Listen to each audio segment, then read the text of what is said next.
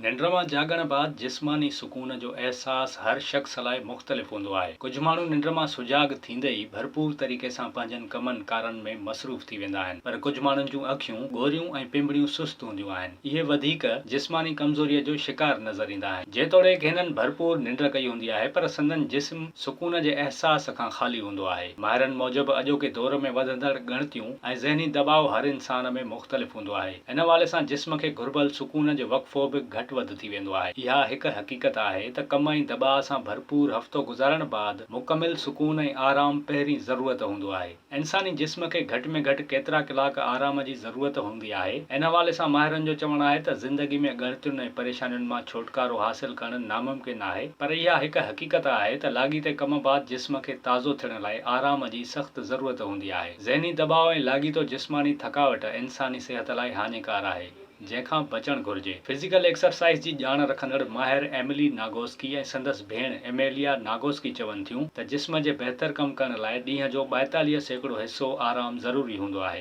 रोज़ानी सरगर्मियुनि खे ॾींहं जे 10 कलाकनि ते विरहाए सघिजे थो। इहो ज़हन में रखिजे त इहो 42% हिसो निंड करे नाहे गुज़ारणो, इन लाइ इन खे मुख़्तलिफ़ हिसनि में विरहाइणो पवंदो। इन हवाले सां प्रोफेसर नागोस्की लिखियो आहे त इहा हक़ीक़त आहे त दॿाअ सां इंसानी जिस्म जो हर निज़ाम मुतासिर थींदो आहे। इन सां जिस्मानी मुदाफ़ियती निज़ाम, हाज़मो, हार्मोन्स ऐं ॿिया मामला मुतासिर थींदा आहिनि। इन लाइ ज़रूरी आहे त जिस्म खे चुस्त रखण लाइ ॾींहं जो मख़सूस हिसो आराम कजे। इहो बि दुरुस्त आहे त घटि वक़्त लाइ जिस्म खे आराम ॾेई सघिजे थो, पर इन अमल खे बरक़रार रखण सां जिस्मानी सिहत मुतासिर थींदी आहे ऐं इंसान मुख़्तलिफ़ बीमारियुनि जो शिकार थी वेंदो आहे। जॾहिं को शख़्स सुठी रीति सुम्ही नाहे सघंदो या दॿाउ महसूस कंदो आहे त मुख़्तलिफ़ सबबनि जे करे मुनासिब निंड हासिल नाहे करे सघंदो। इहो दुरुस्त आहे त हर शख़्स जो जिस्मानी मुदाफ़ियती निज़ाम ॿियनि खां मुख़्तलिफ़ हूंदो आहे। इन हवाले सां कुझु माण्हू जल्दी थकिजी पवंदा आहिनि, जॾहिं त कुझु प्रेशर बर्दाश्त करे सघंदा आहिनि। इहा बि हक़ीक़त आहे त जिस्मानी सिहत खे बरक़रार रखण लाइ मुतवाज़िन निंड बि ज़रूरी आहे। माहिरनि जो चवणु आहे त कंहिं बि मामले ते भरपूर ध्यानु ॾियण जी सूरत में जिस्म जी 5% तवानाई लॻंदी आहे, जॾहिं त ॿियनि मामलनि में 20% तवानाई ख़र्च थींदी आहे। इन लाइ ज़रूरी हूंदो आहे त ख़ासि मामलनि जो शिकार माण्हू जिस्मानी आराम जो ख़्यालु रखनि।